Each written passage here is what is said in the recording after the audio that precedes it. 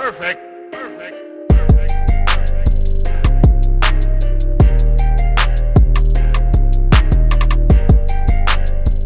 How is it going, Bears fans? Welcome back to another episode of Beared Down Uncut, the show where we talk everything Bears every day of the week. Today, in episode number 187 of Uncut, we are back discussing the Bears waiver claims before week one of the regular season. The Bears brought in a couple of players today, 6 total, I believe. The notable one being former first-round pick Alex Leatherwood of the Las Vegas Raiders. We're going to be discussing whether or not Leatherwood can come into Chicago and succeed and potentially develop into a starter and much more. Welcome back to the channel, guys. It feels so good to be back. It has been, I think, about 6 or 7 weeks since we last recorded. The content was not great all summer, I'll be completely honest. I also will be the first one to say, us, the Bear Down team entirely, this summer we shifted our focus to gaining a platform on Twitter. However, behind the scenes, we are still working. We've been working on a podcast schedule. We have a really good regular season schedule planned for you guys. I believe 5 videos a week starting next week. So we're really glad to be back. Appreciate you guys who are listening right now and still continue to support us. But if you haven't already, do us a favor, drop a like, subscribe, share the podcast anywhere, give us a 5-star rating. We're going to be bringing you guys the most comprehensive Bears coverage throughout the regular season. We're really looking forward to it. But just to introduce myself, it feels good to be back once again. I am your host, Chris Malpe. Beside me, I am joined by my co-host, Parth Shaw. As you can see, different setting than you saw us in all summer. We are both back in the state of Indiana, completing our junior and senior years of college. So, Parth, we went to training camp a couple of weeks back. It was good to see the team in person, but how ready are you for this regular season, and how have you been? How's everything going? Things been going great. Like you said, I moved back to my house here in Indiana 2 weeks ago. Excited to be back here in Bloomington. Ready to get this year on. So there's that school-wise, but football-wise, I'm very excited to see this Bears team. This preseason they showed me that they can be competitive. It's not all about roster talent. Sometimes it's about the right guys and the right team, the right fits. And I think we can see a lot of that with the Bears this year. I feel like they've brought in guys who fit pretty well with the scheme that the Bears want to do on offense and defense. I liked what I saw out of Justin Fields this preseason. I thought he was able to get going, especially in that third game. So excited to see what this Bears team can bring. We got lots to talk about. And like Chris said, we're just ready to get our content back going. As soon as the season starts, we'll get 3 to 4 videos out weekly, I hope. Just talking about the pregame show, postgame show, 3 key matchups and stuff like that. So we'd love to get that starting to push that out. As the season rolls along, there's a lot to talk about, and I'm excited for this. Yeah, definitely our most lackluster summer. I think we only had about 5 or 6 podcasts the whole summer, which is not great on our part. However, we did shift our focus to Twitter. We're doing good on there now. The links to all of our social media profiles, as always, is down in the description, but it feels good switching it up sometimes, not always focusing on social media, talking a little bit. And we've got a great following here on the podcast. So let's hop right into it. It might be a little rusty, but let's get into it. So it became official at 12 p.m. Eastern time today that the Bears claimed 6 players off of waivers. Only 33 players total were claimed off of waivers after they were cut during the 53-man cutdown yesterday. So of all the waivers that happened, the Bears took part in 18% of all of them. If you take a look at Ryan Pace's track record this offseason thus far, before we get into it specifically, Parth, I just want to touch on it a little bit because it's been interesting. Mm-hmm. It seems like, we're so used to this Ryan Pace fast, quick movement. Let's do this. Let's sign a ton of players in free agency. Let's trade up in the draft. Let's make corrections immediately when needed. But it seems like Poles has been more reactionary this offseason, letting other pieces fall to him, waiting for other teams to falter and potentially release players, look to trade players like a N'Keal Harry or an Alex Leatherwood like we're about to talk about. And it seems like the Bears have been there to pounce in the moments when you least expect them. So before we get into this, just talk to me a little bit. Do you like how Poles' strategy has panned out so far this offseason? Because it hasn't really been the most traditional one, in my opinion. Yeah, no, definitely it hasn't. Something us Bears fans aren't used to as well. With Ryan, like you said, Ryan Pace was very different. Quick to pull the At trigger in every instance. Exactly. Exactly. At first, I was a little bit hesitant, about Ryan Poles, but I'm going to give him credit where credit's due. I think he's done a great job building this roster with the tools he was given this offseason. Yes, I wished he would have spent more money in the offseason, but, I think he's looking forward to next year and spending that money and just hoping to see production out of guys that are here right now, and I have no problem with that. I think he did a great job with the offensive line. I think I'm very excited to see how this offensive line plays together. I feel like we've got some guys who can play all over the place, and if we can get the fits right and the right group of five, this offensive line can be really good. And Yeah, other than that, I think Poles, he did get his criticism early on. He did make a flashy move by trading Khalil Mack. That was very risky on his part, but it was the right thing to do at the time. And I'll give him credit for everything he's done so far. Yeah, it seems like Poles is really trying to build this team up from the ground. There's so much we missed, at least talking about here all summer. But I think it's important you bring up the money the Bears have next year. Obviously, the one thing dwelling over the Bears in terms of next year right now is not only the Roquan Smith situation, but they have to re-sign David Montgomery as well. Decisions are going to have to be made there.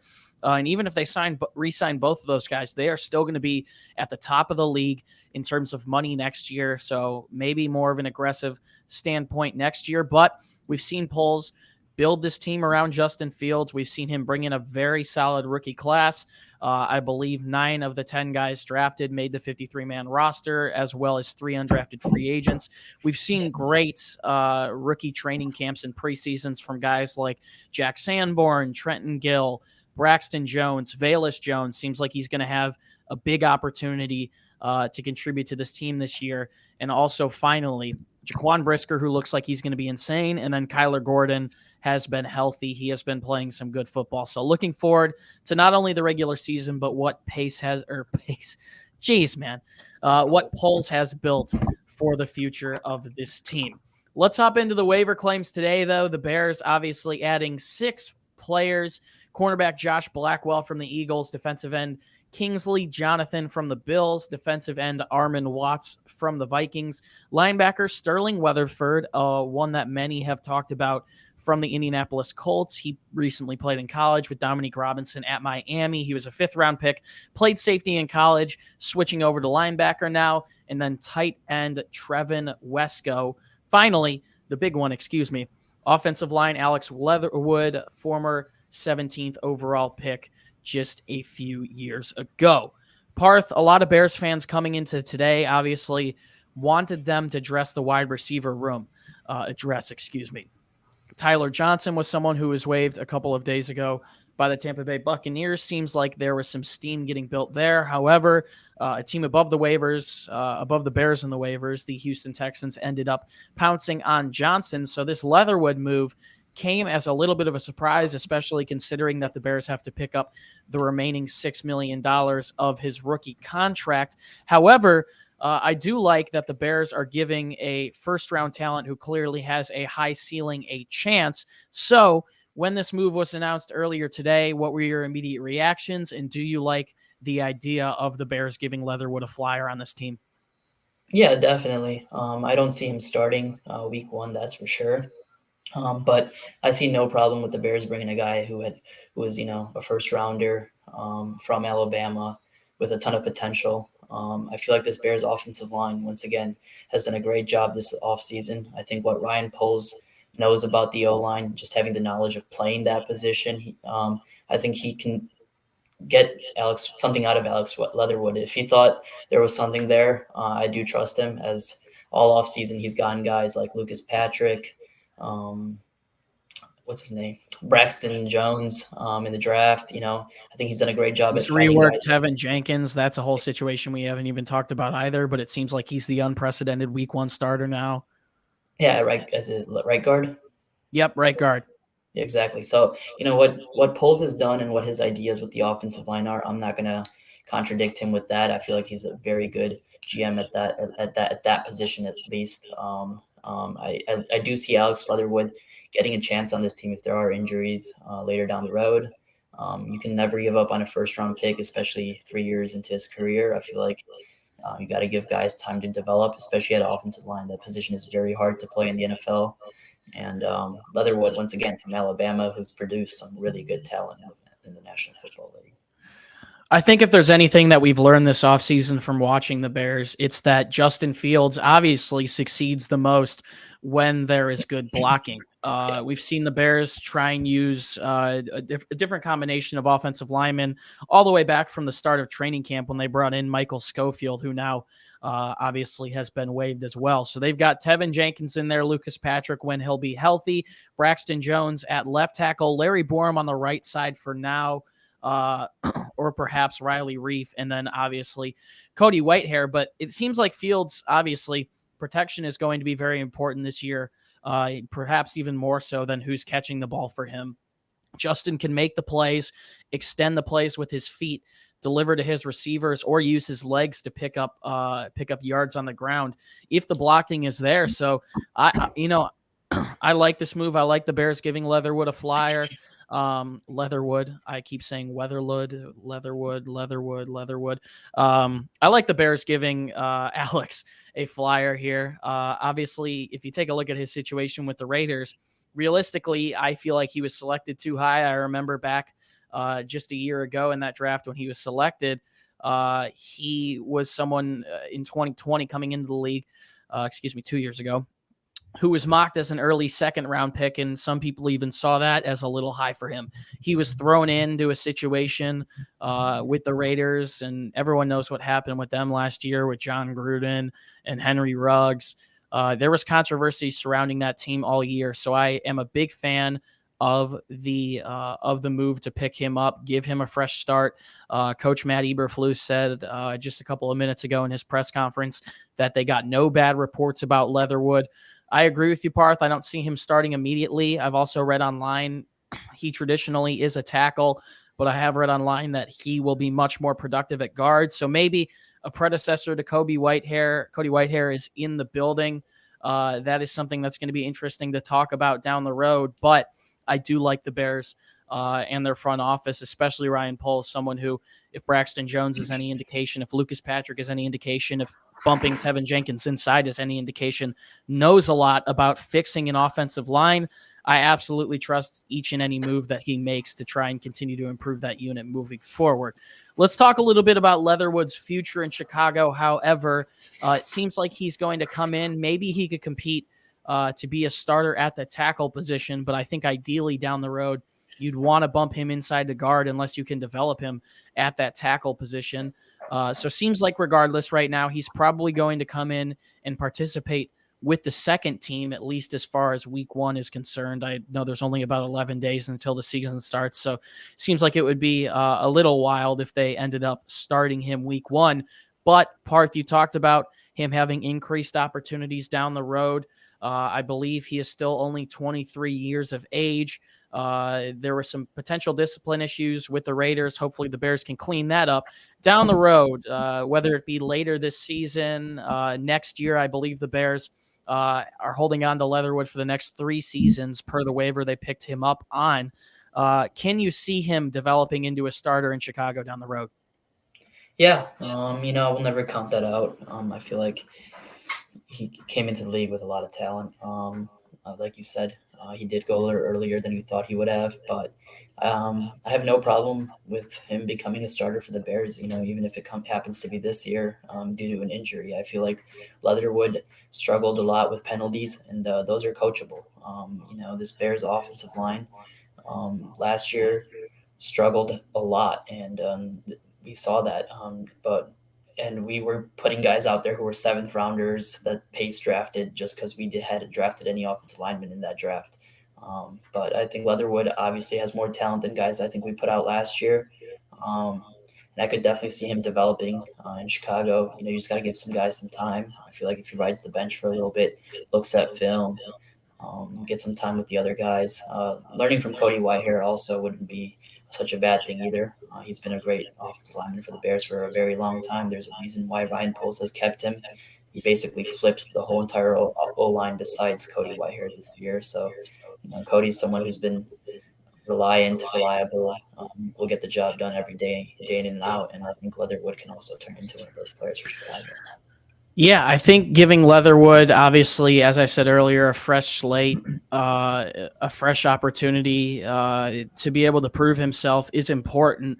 I do believe one day down the road, maybe he could earn opportunities in Chicago, and it wouldn't surprise me if it came at either the guard or tackle position this season, knowing that players get injured, just an aspect of football. He was thrown into the starting role last year for the Raiders, obviously, both at right guard and at right tackle. He's someone who has been more successful in the run blocking game than the pass blocking game. He finished last season with a brutal 29, I believe 29 flat pass blocking grade from PFF, Pro Football Focus, last year. So it hasn't been pretty for Leatherwood. However, he has shown flashes. And once again, if there's anyone thus far who has been able to get the best out of offensive linemen, it has been Ryan Poles. You take a look at Braxton Jones and Tevin Jenkins specifically. I don't think any of us thought that either of them were going to start this season, and it seems like they are the unprecedented starters. So we'll see when the opportunities eventually roll in for Leatherwood. I'm not exactly sure when to expect them, but I do believe one day he has an incredibly high ceiling. People still continue to say that.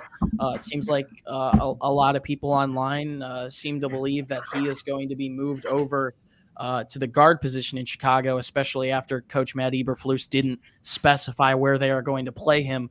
But I do believe that if Leatherwood can put his head down, grind, continue to learn, the job might be his in Chicago one day, and I'm definitely rooting for him. Before we close this off, a little bit of a long uncut, at least in terms of what we normally do here. We're going to talk about any other Bears roster moves from today. Parth, as you know, obviously, they signed 5 other players to the practice squad, or 5 other players from waivers to the active roster. And I believe they also signed 12 players to their practice squad. I'm going to go ahead and answer this question first, if you don't mind, Parth. But just talking about any other roster moves that we are fans of, I got to say it. I absolutely love the Bears signing of defensive tackle Armon Watts from the Vikings. He is someone who is primarily waived because he doesn't fit the new 3-4 defensive scheme that the Vikings are going to be running this year.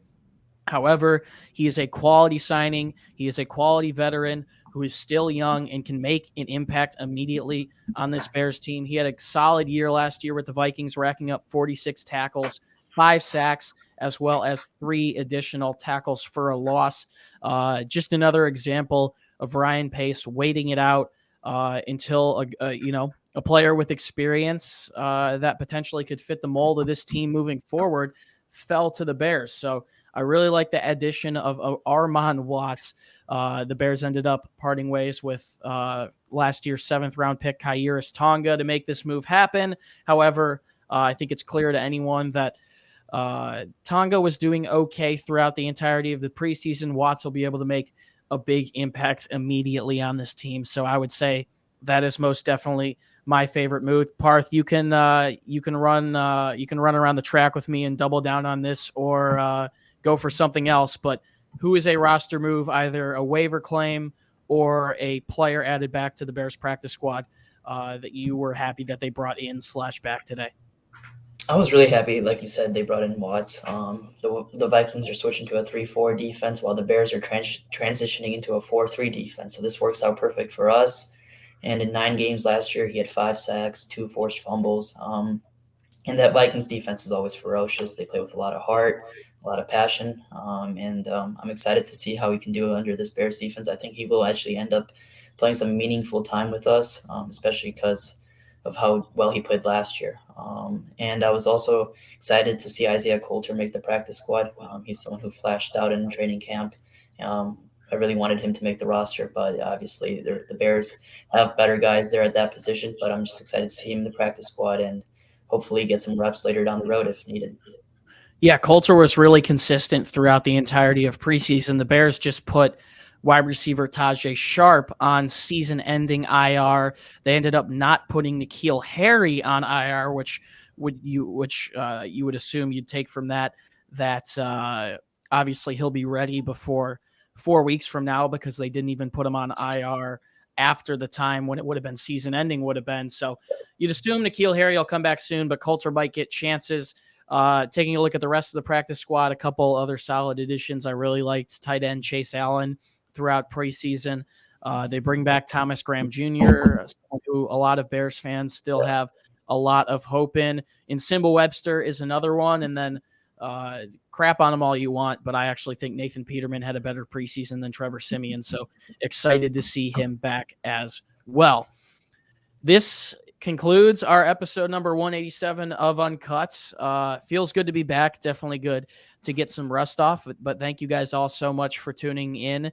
If you haven't already, do us a favor, drop a like, subscribe, share, give us a 5-star rating wherever you may be listening. We are going to be bringing you guys during the regular season 4 to 5 videos a week. We're also going to be bringing you guys videos throughout these next 8 to 10 days before the season gets underway to prep you guys for week 1 against the 49ers. Feels so good to be back, though. If you want more content from us, head to our website, beareddown.com. You can find columns, articles, and blogs getting started up once again, prepping you guys for the week 1 home opener. If you would like to find the podcast on Instagram and Twitter, see sneak peeks of guests we're having on, because we are definitely going to be bringing back different journalists and former Bears players. You can find sneak peeks of those before the episodes drop live on Instagram and Twitter at Beared Down. And finally, you can find the links to all of our social media pages down in the description for myself, as well as Parth, as well as Jaylen, who is starting his freshman year of college, so might be away for a couple of weeks while he gets all of that underway, as well as Zach and everyone on our team. Our team is way bigger than just the people you see on screen, but it feels so good to be back covering what I believe is our 5th season now, our 3rd consecutive, actually doing it consistently. I promise it will be consistent during the season, but it feels really good to be back nonetheless, and it feels so good that football is right around the corner. Parth Shaw, I can't keep saying it enough, but feels good to be doing this again. Whenever we hop on here and talk about football, there's always something noteworthy to talk about. And not only did we have that today, but we're 11 days away from the Bears preseason or regular season opener against the 49ers. Any last words before we sign off here? Yeah, no. Darnell Mooney days away. Wide receiver 1. He's going to have a big year. That's what I'm going to end it off on. I got a question for you. So you're wearing a Super Bowl hat with the Bengals and the Rams from last year. Who do you think is going to do better between the two teams this year? Definitely the Rams. I feel like the Bengals are actually going to take a step back. I think the Ravens will take a step forward and actually win that division. While the Rams, I think their team is very strong top to bottom on the defensive side of the ball. I mean, they just added what's his name, Bobby Wagner, so they're only getting stronger on that side. And Allen Robinson, I think, is going to have a big year for the Rams this year. Looking forward to Allen Robinson, but I find it interesting you bring up the Ravens. I feel like there are a ton of big-time journalists saying the sleeper pick for MVP this year is Lamar Jackson, and he's looking to earn a new contract as well. So, hey, we're not only Bears fans, we're football fans in general, and we are very happy to have it back. Guys, it's been a pleasure to be your host. Once again, my name is Chris Malpe. We've got more content coming throughout the rest of this week heading into the weekend. I believe we're going to have a season predictions video / podcast. I always say video, and it's a podcast. It's available on all platforms. Season predictions coming out soon. I'm sure we're going to be making some individual predictions for how some specific players on the offense and defense are going to do as well. And then we kick it into gear next week. Looking forward to it. Feels so good to be back. Bears fans, as always, do us a favor and stay safe and bear down. We'll see you, I believe, next on Friday. September is here. Football is back. It feels good to be here, guys. We'll talk to you later. Peace out.